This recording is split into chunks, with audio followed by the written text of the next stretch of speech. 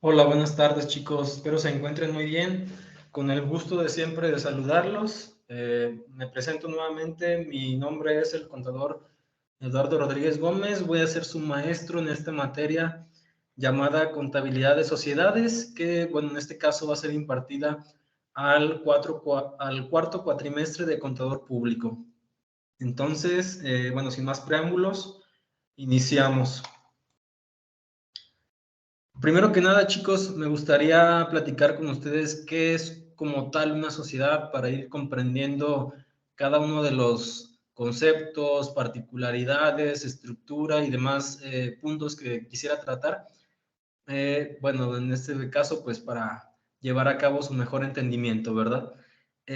Podríamos nosotros decir que una sociedad es aquella unión por la cual dos o más personas, que bueno, hay una particularidad que vamos a ir viendo un poquito más adelante, en el caso de las SAS, en este tipo de sociedad se puede constituir con una sola persona, pero bueno, eso lo vamos a ver un poquito más adelante. Se obligan en común acuerdo a tener aportaciones en dinero o en especie con la finalidad de desarrollar actividades económicas o sociales y de esta manera poder repartir los dividendos, que bueno, en el caso de las utilidades a los socios les tocan los dividendos y en su caso solamente a los que sean aplicables, por ejemplo, las sociedades sin fines de lucro no hay como tal dividendos o bien soportar las pérdidas que pudieran originarse. Entonces, bueno, bajo esta premisa podríamos decir que existen dos tipos de sociedades, aquellas que buscan un fin de lucro y aquellas que no buscan un fin de lucro. Entonces, bajo el marco normativo de la Ley General de Sociedades Mercantiles, que es pues ahora sí que la legislación que rige como tal todo este tema de las sociedades con fines de lucro, que bueno, en otras palabras son las mercantiles, en el artículo primero nos establece que, bueno, esta ley reconoce los siguientes tipos de sociedades mercantiles, que son 7. El primero es sociedad de nombre colectivo, sociedad en comandita simple, sociedad de responsabilidad limitada, sociedad anónima, perdón, sociedad en comandita por acciones, sociedad cooperativa y sociedad por acciones simplificadas. Que bueno, ahí en ese mismo artículo nos hace algunas particularidades y compatibilidades más que nada con el tema del capital variable. Si bien, bueno, les resumí ahí un poquito la información, las únicas que son compatibles con esta modalidad del capital variable son la sociedad de nombre colectivo, la sociedad de responsabilidad limitada, la sociedad anónima, sociedad en comandita por acciones y la sociedad por acciones simplificadas. Tanto la sociedad cooperativa como la sociedad en comandita simple no son compatibles con el capital variable. Pero bueno, eso lo vamos a ir viendo un poquito más adelante en unos cuadros que quiero presentarles ya con la información resumida de todos los artículos que componen cada uno de estos tipos de sociedades mercantiles.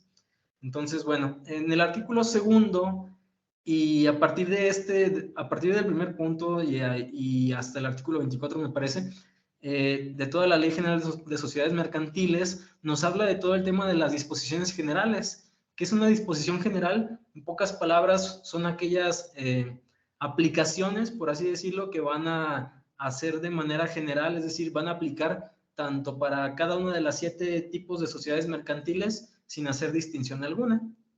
Entonces, bueno, bajo ese tema podemos encontrar que en el artículo segundo nos establece que las sociedades mercantiles inscritas en el registro público de comercio tienen personalidad jurídica distinta de los socios. Y bueno, eso ya lógicamente ya lo conocíamos. Si bien cada uno de nosotros somos personas físicas, al momento de constituir una persona moral, bueno, tiene una personalidad jurídica distinta a nosotros, ya que, bueno, está establecido así en la ley su reconocimiento, ¿no? Entonces, bueno, salvo en el caso previsto en el artículo siguiente, no podrán ser declaradas nulas las sociedades inscritas en el registro público del comercio. Las sociedades no inscritas en el registro público del comercio que se hayan exteriorizado como tales frente a terceros, consten o no de escritura pública, tendrán personalidad jurídica. Eso nos establece pues una particularidad, ¿verdad? Si bien la premisa que teníamos nosotros era que para que existiera como tal una persona moral, en el caso de cualquier tipo de sociedad mercantil, lo válido era como tal que estuviera con su escritura pública, ¿verdad? Pero para que exista como tal esta figura de su personalidad jurídica, no es necesario, puede o no ser necesario la escritura pública, simplemente con que esté registrada en el registro público del comercio. Eso es lo que nos establece el artículo 2. Y además que tratándose de la sociedad por acciones simplificadas, para que surta efecto ante terceros, deberá de inscribirse en el registro mencionado. Entonces, bajo estos puntos, partimos al artículo 3, que bueno, nos establece que las sociedades que tengan un objeto ilícito o ejecuten habitualmente actos ilícitos serán nulas y se procederá a su inmediata liquidación, a petición que en todo tiempo podrá hacer cualquier persona, incluso el Ministerio Público, sin perjuicio de la responsabilidad penal a que hubiere lugar. Bueno, precisamente, pues esta ley nos establece que deberán tener un objeto social que sea lícito y que esté dentro del marco de la ley. Entonces, por contrario sensu, si no es un objeto lícito, pues no tendrá como tal validez la constitución de cualquier tipo de sociedad mercantil. Y bueno, la liquidación se limitará a la realización del activo social para pagar las deudas de la sociedad y el remanente se aplicará al pago de la responsabilidad civil y en efecto de esta a la beneficencia pública de la localidad que la sociedad haya tenido su domicilio. Bueno, en el artículo 4 nos establece que se reputarán mercantiles, es decir, que se considerarán mercantiles todas aquellas sociedades que constituyen en alguna de las formas reconocidas en el artículo 1 de esta ley, que son, bueno, ya hablamos los 7 tipos de sociedades mercantiles, y podrán realizar todos los actos de comercio necesarios para el cumplimiento de su objeto social, salvo lo expresamente prohibido por las leyes y los estatutos sociales, pues básicamente los objetos ilícitos, ¿no? De aquí me voy a brincar al artículo 6, les hice como un resumen de lo más importante de esta ley. Entonces, ¿qué es lo que debe de componer o qué es lo que debe de llevar como tal una escritura constitutiva de una sociedad? Básicamente son 13 puntos en el cual, bueno, se detallan los nombres, nacionalidad y domicilio de las personas físicas o morales que, bueno, están constituyendo como tal esta sociedad. Además, el objeto de la misma, su razón o denominación social, su duración, que bueno, puede ser también de manera indeterminada, indefinida, el importe del capital social, aportación de cada socio que aporten dinero o en otros bienes, el domicilio de la sociedad, la manera en la cual haya de administrarse la sociedad y las facultades de los administradores, el nombramiento de los administradores y la designación de los que han de llevar la firma social, la manera de hacer distribución de las utilidades y pérdidas entre los miembros de la sociedad, el importe del fondo de reserva, que eso es muy importante, lo vamos a ir viendo un poquito más adelante, los casos en los que la sociedad haya de disolverse anticipadamente y las bases para practicar la liquidación de la sociedad y modo de proceder a la elección de los liquidadores. Básicamente son los puntos más generales que deben de contener todas las escrituras constitutivas de todas las sociedades mercantiles, si bien dependerá de la compatibilidad que tengan con el capital variable, pues también podríamos agregar ahí este tema. Y además, pues en cierta manera, con respecto al punto 8, la manera conforme a la cual haya de administrarse la sociedad y las facultades de los administradores, nos habla de un punto muy importante que son los poderes, que bueno, vamos a ir platicando un poquito más adelante de manera detallada. También me paso al artículo 8A de la Ley General de Sociedades Mercantiles, que bueno, nos establece que básicamente el ejercicio social de todo tipo de sociedad mercantil coincidirá con el año de calendario, salvo aquellas que legalmente se constituyan después del 1 de enero, que pues prácticamente pues es la mayoría, ¿no? Porque se supone que es un día inhábil, que corresponda, en cuyo caso el primer ejercicio se iniciará en la fecha de su constitución y concluirá el 31 de diciembre del mismo año. Y bueno, casos particulares en los cuales se puede terminar de manera anticipada el ejercicio social de estas sociedades mercantiles, pues será en el caso de la liquidación o que se fusionen o, pues sí, su ejercicio social terminará anticipadamente en la fecha en que entre en liquidación o se fusione. Me brinco al artículo 10 de esta ley, que bueno, nos habla de la representación de toda la sociedad mercantil, corresponderá a su administrador o administradores, quienes podrán realizar todas las operaciones inherentes al objeto de la sociedad salvo lo que expresamente se establezca en la ley y el contrato social, para que surtan efecto los poderes que otorgue la sociedad mediante el acuerdo de su asamblea o del órgano colegiado de administración. En su caso, bastará con la protocolización del ante notario de la parte del acta en que conste el acuerdo relativo a su otorgamiento, debidamente firmada por quienes actuaron como presidente o secretario de la asamblea o del órgano de administración, según corresponda, quienes deberán firmar el instrumento notarial o en su defecto lo podrá firmar el delegado especialmente designado para ello en su constitución, en su sustitución de los anteriores. Aquí lo más rescatable que podemos comentar, chicos, es que al momento de constituir una sociedad mercantil, es muy importante que se tenga en cuenta que el administrador cuente con todos aquellos poderes que le sean necesarios para actuar a nombre y representación de todo tipo de sociedad mercantil. En este caso, mi recomendación es que se haga un análisis exhaustivo, de la escritura constitutiva para verificar que exista como tal ese otorgamiento del poder, generalmente de dos poderes, o bien para poder amplio para actos de administración y poder general para actos de dominio. Cualquiera de estos dos poderes van a ser necesarios e indispensables para que, bueno, estas personas, los administradores o representante legal, puedan actuar en nombre y representación de la misma. ¿Para qué? Para trámites ante gobierno, ante cualquier autoridad, cualquier trámite que les sea de interés al tipo de sociedad mercantil, pues será importante que se cuente como tal con esos poderes. De no tenerlos, pues se podrán tramitar ante notario público, nada más que pues hay que hacer la relación de esta protocolización conforme a la relación que exista con la escritura pública y de esta manera pues que exista como tal una correlación. Entonces, bueno, en el artículo 13, chicos, nos habla de que el nuevo socio de una sociedad, vaya la redundancia, ya constituida, responde a todas las obligaciones sociales contraídas antes de su admisión, aun cuando se modifique la razón o la denominación. El pacto en contrario no producirá efecto en perjuicio de terceros. Entonces, pues básicamente, pues va a entrar, si entra como tal un nuevo socio, pues va a hacer frente a cualquier obligación que ya haya estado anterior a su ingreso.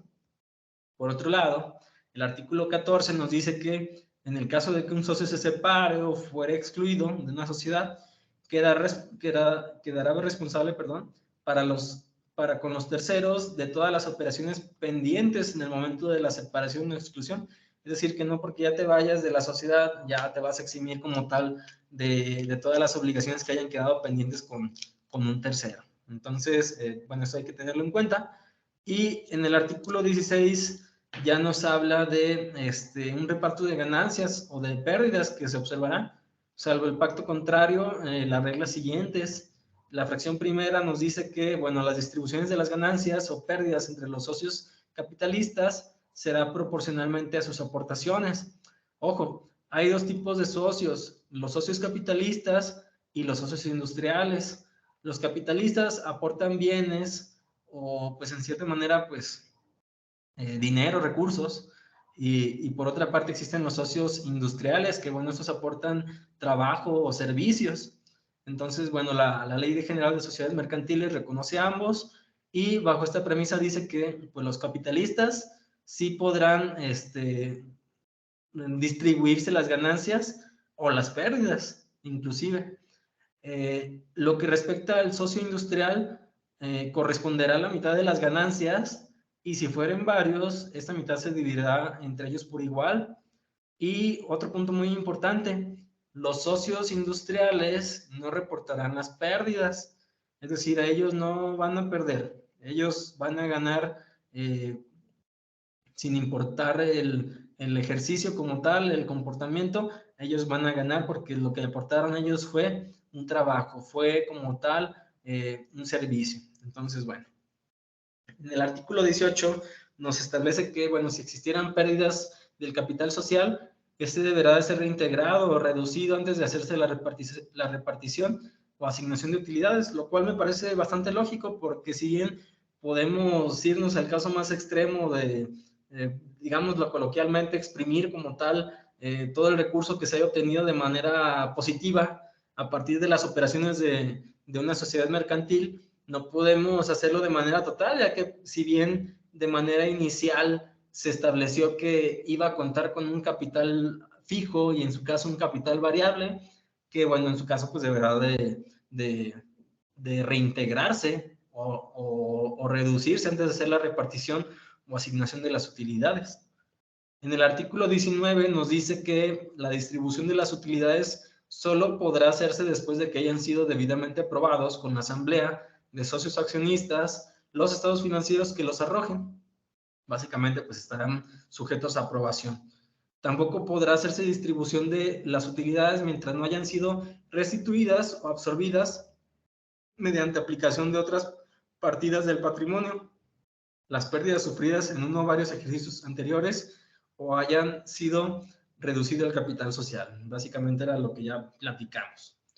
En el artículo 20 nos establece un punto muy importante que generalmente muchas de las empresas no tienen en cuenta al momento de llevar a cabo sus operaciones. Si bien este artículo nos dice una excepción, salvo por la SAS, la Sociedad por Acciones Simplificada, las utilidades netas que toda sociedad obtenga deberán separarse anualmente, un 5% como mínimo, para formar el fondo de reserva, una reserva legal, hasta el importe de la quinta parte del capital social, es decir, la reserva legal va a llegar hasta el 20% de lo que corresponde al capital social. ¿Para qué sirve esta reserva legal? Básicamente para hacer frente a cualquier problema de índole jurídico en el cual pudiera haberse inmerso el tipo de sociedad mercantil que corresponde. Entonces, ya una vez que hablamos de todas aquellas disposiciones generales, ya a partir de estos artículos, ya vamos a ver el marco normativo de, por ejemplo, la sociedad de nombre colectivo, que su marco legal equivale desde el artículo 25 hasta el artículo 50 de la Ley General de Sociedades Mercantiles vigente. Y bueno, aquí me di a la tarea de darles un resumen de cada uno de los puntos más importantes de las sociedades mercantiles para no pues cansarnos tantos, ¿no? Con la lectura de tantos artículos, ya me di a la tarea de hacerle el resumen de cada uno de los puntos más importantes. Entonces, bueno, ¿qué podríamos decir que es una sociedad de nombre colectivo? Pues es aquella que existe bajo una razón social y en la que todos los socios responden de modo subsidiario, ilimitado y solidariamente de las obligaciones sociales. Aquí un punto muy importante es de modo subsidiario y limitado y solidariamente, lo cual en muchas de las ocasiones no es tan llamativo para los socios accionistas, ya que si bien que respondan de manera ilimitada no se va a permitir solamente llegar hasta los bienes de la empresa, sino también pueden pasar en el caso de obligaciones ante terceros con los bienes de posesión propia. Entonces, bueno, con lo respecto a los socios, bueno, se establecerá como dos o más personas físicas o morales que pueden tener la calidad de socios industriales o capitalistas. Ya platicamos la diferencia entre uno y otro. La condición de socio es intransferible sin el consentimiento de los demás socios, es decir, debe de estar previo acuerdo de todos los socios en una asamblea ordinaria o extraordinaria según corresponda. Constitución, mediante fedatario público, no ante notario público, en otras palabras. El capital no existe como tal un mínimo de capital. Y con respecto al objeto social, pues cualquier tipo de actividad comercial lícita, al igual que todos los demás tipos de sociedades mercantiles. Administración a cargo de uno o más administradores, quienes pueden ser, en este caso pueden ser también socios o personas ajenas a ella. Todo el tema de la vigilancia, si bien no viene como tal aquí una definición de qué significa lo de vigilancia, básicamente es que los administradores o cualquier otro funcionario que desempeñe sus actividades en pro de la sociedad mercantil, pues este órgano de vigilancia pues se va a encargar de verificar que se estén realizando correctamente las actividades, que no haya desvío de recursos. Es decir, serían como los auditores, por así decirlo, de las sociedades mercantiles. Los socios no administradores pueden nombrar un interventor que vigile los actos de los administradores. Y con respecto a la responsabilidad, los socios responden de modo subsidiario, ilimitado y solidariamente de las obligaciones sociales. Eso ya lo platicamos. No existe como tal un monto límite de ingresos. Únicamente se hace la distinción que, bueno, de las utilidades netas deberá de separarse el 5% anual para el fondo de reserva, que bueno, ya lo platicamos, hasta llegar al 20% del capital social. Y en el caso de liquidación y disolución, se llevará a cabo una disolución simplificada siempre y cuando se cumplan con los requisitos previstos en los artículos 249 bis y 249 bis 1 de la Ley General de Sociedades Mercantiles. Y bueno, todo esto deberá llevarse a cabo mediante fedatario público. Esto con respecto a la sociedad de nombre colectivo. Ahora bien, con respecto a la sociedad en comandita simple, el marco legal nos avala desde el artículo 51 hasta el 57 de la misma ley.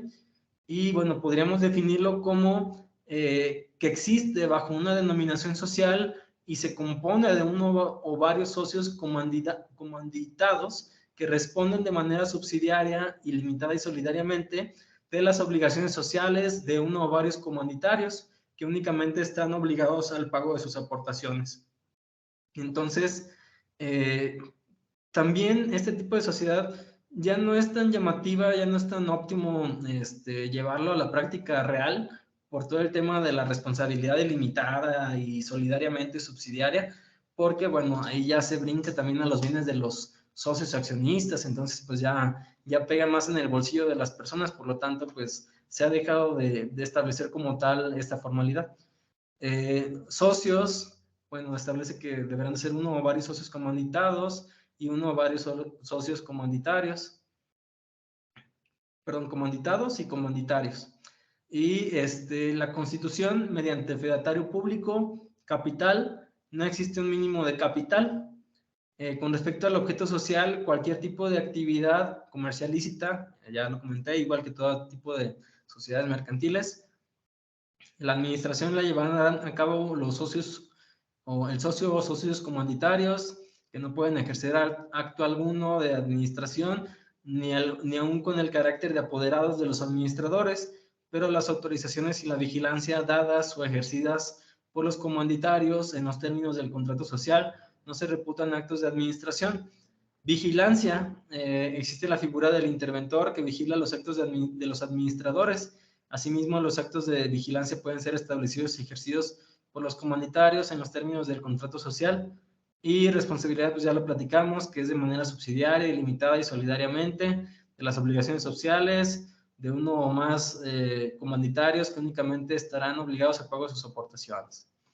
Los ingresos, tampoco existe un límite de ingresos, pero también nos establece la obligación de separar anualmente un 5% anual hasta llegar a un 20% del capital social para, en este caso, formar un fondo de reserva.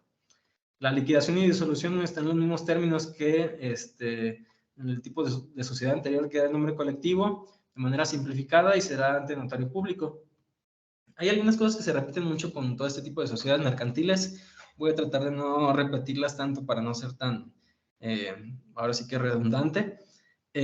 Ahora bien, la sociedad de responsabilidad limitada ya es un tipo de sociedad más utilizada, al igual que algunas otras que vamos a estar viendo más adelante.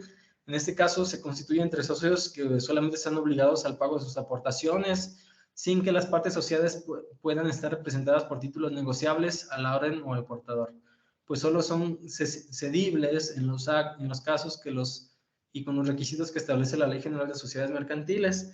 Aquí ya nos establece una responsabilidad un tanto más limitada, ya que si bien todo aquello de responsabilidad sobre terceros únicamente va a ser por el monto que hayan aportado de manera inicial, entonces, bueno, ya es un punto a favor de este tipo de sociedad mercantil. Podrá constituirse con 2 y hasta 50 socios, ya sean personas físicas o morales. Deberá de constituirse ante notario público y el capital social se establece en el contrato social. Se divide en partes sociales que pueden ser de valor o de categoría desiguales, pero que en todo caso son de múltiplo de un peso. Al constituirse la sociedad, el capital debe de estar íntegramente suscrito y exhibido por lo menos el 50% del valor de cada parte social. Recordemos que todo eso de exhibido, pues quiere decir que esté pagado, ¿no? El capital mínimo requerido para la constitución es de 3,000 pesos. Cualquier tipo de actividad comercial lícita, pues eso ya lo hemos platicado. La administración estará a cargo de uno más gerentes que pueden ser socios o personas ajenas a la sociedad, designados temporalmente o por tiempo indeterminado, salvo pacto en contrario. La sociedad tiene un derecho para revocar en cualquier tiempo a sus administradores. Si el contrato social se establece, se procede a la constitución de un consejo de vigilancia formado por socios o de personas ajenas a la sociedad. Y bueno, con respecto a la responsabilidad, ya hablamos que los socios responderán hasta por un monto igual a las aportaciones realizadas. En el caso de que la sociedad incurra en deudas que no pueda cumplir con sus obligaciones, los socios solo pueden responder en proporción a sus aportaciones. Eso ya nos está dando un tema de defensa para el tema de los socios accionistas que es muy llamativo para ellos. Y no existe como tal un límite de ingresos, pero sí se debe de separar el fondo de reserva que ya hemos estado platicando en puntos anteriores. De igual manera, la liquidación en los mismos términos ante fedatario público. Con respecto a la sociedad anónima, pues evidentemente es una de las más concurridas. En esta, pues existe bajo una razón social y se compone exclusivamente de socios cuya obligación se limita al pago de sus acciones. Y se puede constituir con 2 o más socios, pueden ser personas físicas o morales, no hay como tal un límite de socios, y deberá de ser ante fedatario público o bien ante suscripción pública. Con respecto al capital mínimo para su constitución, deberá establecerse en el contrato social, el cual es representado por acciones de igual valor que confieren los mismos derechos. Cualquier actividad lícita será permitida para el objeto social, y la administración se llevará a cabo por un administrador único o por un consejo de administración, y pueden ser socios o personas ajenas a la sociedad. La vigilancia a cargo de uno o varios comisarios temporales y revocables, quienes pueden ser socios o personas ajenas a la sociedad. Responsabilidad. Los socios se encuentran obligados únicamente al pago de sus acciones y no responden de manera personal por las deudas sociales. Entonces, en este caso también es muy, muy importante que los socios accionistas únicamente van a responder, en este caso, a las obligaciones que tengan hasta por el pago de sus acciones, y no ya de manera personal por las deudas que pueda contraer de manera social este tipo de sociedad. Y con respecto a los ingresos tampoco hay un límite, pero sí se establece que deberá de formarse hasta el 20% del fondo de reserva, que corresponda al porcentaje del capital social, el 20%. Estarán en unos términos de la liquidación y disolución mediante fedatario público. La sociedad en comandita por acciones también nos establece que, bueno, se compone de uno o varios socios comanditados, forman parte de la administración, y de uno o varios socios comanditarios no participan en la administración. Esa es la diferencia entre uno y otro. 2 o más socios, que pueden ser personas físicas o morales, mediante fedatario público deberán de constituirse o bien por suscripción pública. No existe un mínimo de capital, está representado por acciones de igual valor y confieren los mismos derechos. Cualquier tipo de actividad comercial lícita con respecto al objeto social, y se conforma la administración por un consejo de administración o un administrador único, que pueden ser socios o personas ajenas a la sociedad. Con respecto a la vigilancia, de igual manera, uno o varios comisarios temporales y revocables, quienes pueden ser socios o personas ajenas a la sociedad. La responsabilidad, yo creo que aquí es el punto más importante. Él o los socios comanditados, en este caso los que sí forman parte de la administración, responden de manera subsidiaria, ilimitada y solidariamente de las obligaciones de la sociedad. Y con respecto a los socios comanditarios, que no participan en la administración, únicamente por el pago de sus acciones. Entonces, pues aquí nos va a convenir más estar como un socio comanditario, ¿verdad? Porque solamente vamos a responder por el monto de nuestras acciones.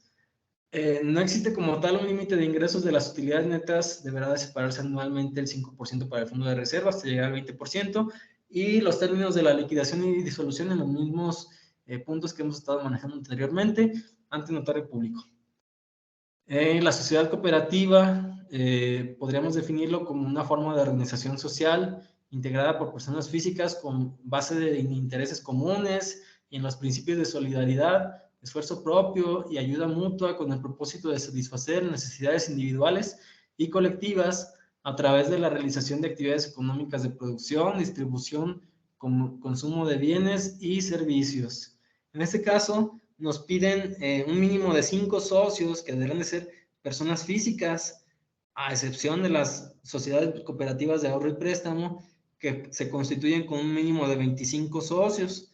En este caso, únicamente deberán de ser personas físicas.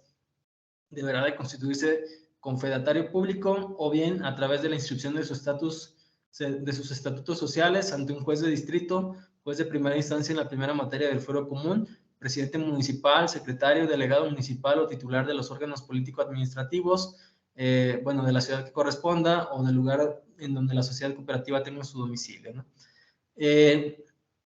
Ahora bien, con respecto al capital, se definen las bases constitutivas de la sociedad. Está integrado por certificados de aportación, los cuales pueden hacerse en efectivo, bienes, derechos o trabajo. Y con respecto al objeto social, pues cualquier actividad comercial lícita.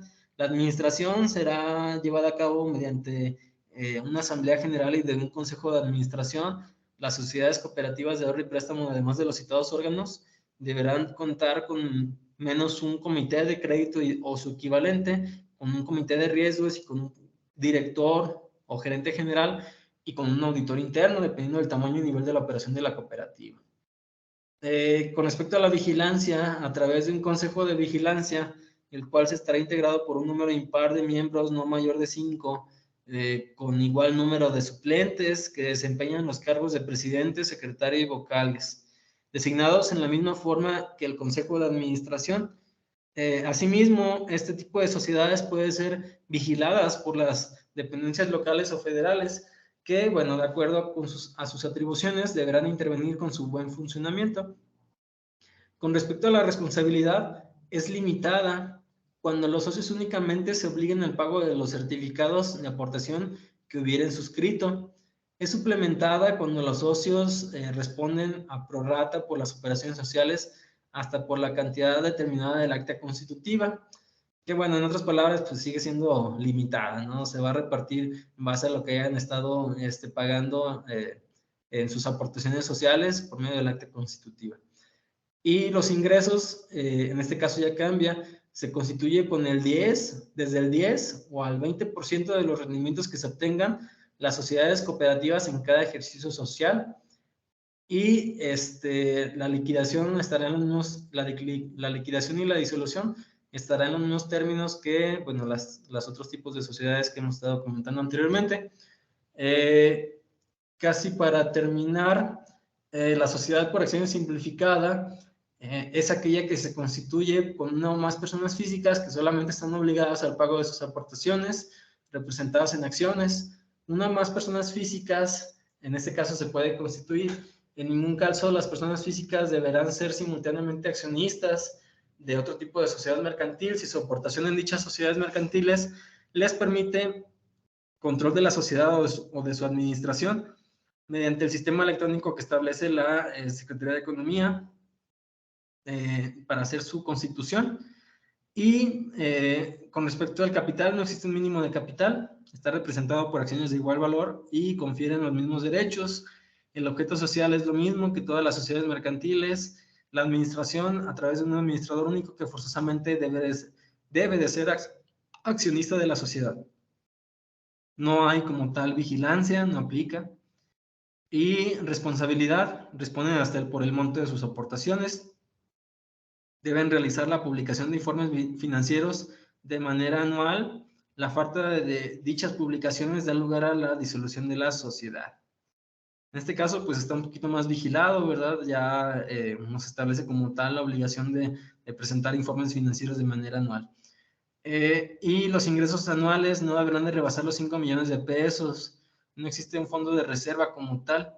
En este caso, bueno, aquí nos están estableciendo como tal un tope de ingresos anuales para que pues pueda constituirse este tipo de sociedad. En el caso de que sobrepase estos 5 millones, pues deberá de cambiar el tipo de sociedad a cualquier otra que ya hayamos mencionado anteriormente, ya que si bien no hay como tal un límite de ingresos anuales, únicamente en este tipo de sociedad sí lo hay. Y la liquidación y disolución en los mismos términos, mediante fedatario público. Estos son los 7 tipos de sociedades mercantiles. Sin embargo, la Ley General de Sociedades Mercantiles, desde el artículo 252 al 259, en relación con el artículo 7, séptimo, de la Ley del ISR, ambas vigentes, nos habla de que la asociación en participación, si bien no es una sociedad mercantil, es un contrato por el cual una persona concede a otras que le aportan bienes o servicios una participación en las utilidades y en las pérdidas de una negociación mercantil o de una o varias operaciones de comercio. Básicamente, en palabras sencillas, existe una sociedad mercantil, esta hace un contrato con una persona física o moral que le establece, que le da como tal bienes o servicios, y a cambio pues le da un porcentaje de su participación en las utilidades. Básicamente es como invitarlo a participar en las utilidades. La asociación en participación no tiene personalidad jurídica, ni razón social o denominación, así lo establece la Ley General de Sociedades Mercantiles. Sin embargo, para términos fiscales, la AMP tendrá personalidad jurídica y deberá de cumplir con las mismas obligaciones que cualquier otra persona moral, situación que es contraria a las disposiciones de la Ley General de Sociedades Mercantiles. Entonces, bueno, aquí estamos bajo un caso muy específico de una antinomía jurídica. ¿Qué es una antinomía jurídica? Que básicamente dos leyes establecen disposiciones totalmente contrarias entre sí, sin embargo, pues están chocando, ¿no? Como tal, pues la Ley General de Sociedades Mercantiles está diciendo que no tendrán personalidad jurídica ni razón social o denominación, pero la ley del ISR establece que sí. Entonces, aquí hay un choque entre las dos leyes, lo cual, pues para efectos de la ley del ISR, lo mejor es sí considerarlo como una persona moral y pagar en los términos del artículo séptimo el 30% que corresponda, y bueno, para evitar cualquier problema con el SAT, ¿no? Eso con respecto a los tipos de sociedades mercantiles. Ahora bien, con respecto a las sociedades, bueno, todavía nos falta un tipo de sociedad mercantil, pero en este caso también un tanto civil, como lo es precisamente la sociedad civil, y una sociedad sin fines de lucros, que ya es la asociación civil. Entonces, bueno, aquí el tema del marco legal de las sociedades civiles está un poquito más amplio, tiene un fundamento legal a partir del artículo 2688 y hasta el 2735 del Código Civil Federal vigente, y la asociación civil tiene un fundamento desde el 2670 hasta el 2687 del mismo código. Entonces también me di a la tarea de resumirles ahí un pequeño preámbulo de las características más importantes de estos tipos de sociedades, sus diferencias y similitudes. Entonces, bueno, con respecto a la sociedad civil, es una combinación de recursos o esfuerzos para la realización de un fin común preponderantemente económico, pero que no constituye una especulación comercial. Sí buscan como tal un fin económico, pero no a llevar a cabo actos de comercio. Aquí pueden entrar, por ejemplo, sociedades civiles como, por ejemplo, un despacho de abogados, un despacho de contadores, de arquitectos, cualquier profesión que se agrupe para realizar un acto preponderantemente económico, pero que no sea una actividad comercial, pues puede ser sujeto a la constitución de una sociedad civil. Por otro lado, la asociación civil se da cuando varios individuos convinieran reunirse de manera que no sea transitoria para realizar un fin común que no esté prohibido por la ley y que no tenga carácter de preponderantemente económico. En este caso, pues constituyen una asociación. Básicamente, la sociedad civil sí busca un fin económico, pero no sin especulación comercial, y la asociación civil no busca un fin económico como tal. Con respecto a los socios de la sociedad civil, deberán de ser al menos 2 socios, no hay como tal un límite establecido, y pueden haber 2 clases de socios, los capitalistas y los industriales. Ya hablamos que los capitalistas aportan bienes o recursos y los industriales aportan trabajo o servicios. Con respecto a la asociación civil, bueno, aquí ya no se llaman socios, se llaman asociados. Tienen como tal un número mínimo de 2 asociados sin límite establecido. Con respecto a la constitución, en ambos casos es ante fedatario público, y con respecto a la sociedad civil, No existe como tal un capital mínimo legal, pero si fuera el deseo de existir como tal, pues siempre será fijo, señalando la aportación de cada socio. En el caso de la asociación civil, no hay capital social, más que nada es un patrimonio que se basa en aquellas cuotas que en otras palabras son las denominadas aportaciones de los asociados. Con respecto al objeto social, pues ya lo platicamos, de la sociedad civil es preponderantemente económico, pero no constituye una especulación comercial, y la asociación civil no tiene carácter preponderantemente económico, sino más bien social. Con respecto a la administración de la sociedad civil, deberán ser uno o más socios administradores. Con respecto a la asociación civil, la administración y demás órganos o comisiones serán las que pacten los asociados en el estatuto social. Con respecto a la vigilancia, no se requieren órganos de vigilancia en la sociedad civil, y en la asociación civil es, digámoslo, puede o no existir, ya dependiendo de si así lo pactan en el estatuto social los asociados. Con respecto a la responsabilidad de los socios, será hasta por el monto de sus aportaciones en el caso de la sociedad civil, salvo que se establezca una diferente responsabilidad en los estatutos sociales. Y en la asociación civil habrá una responsabilidad no patrimonial de los asociados, será la que se determina en los estatutos sociales. Con respecto a las reservas, sin obligación a constituirlas, y también en el caso de la asociación civil, sin obligación a constituirlas, ahí faltó escribirlo.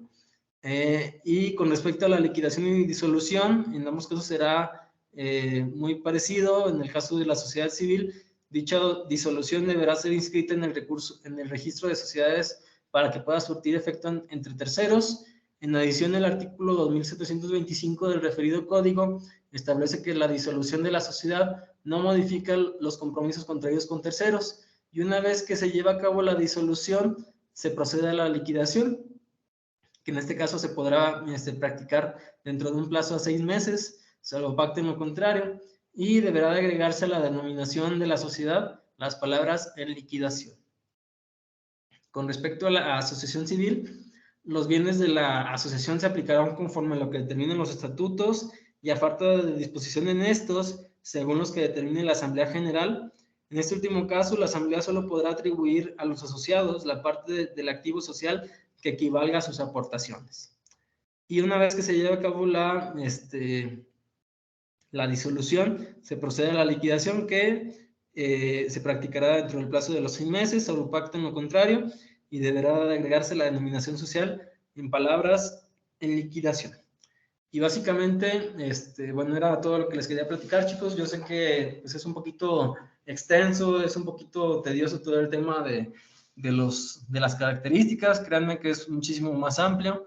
Yo, la verdad, sí me invertí mucho tiempo en toda la investigación, en el resumen de la información, para que no fuera más cargado de lo que debería de ser, y en cierta manera, pues, homogenizara la información para que fuera de mayor facilidad para ustedes y entendimiento.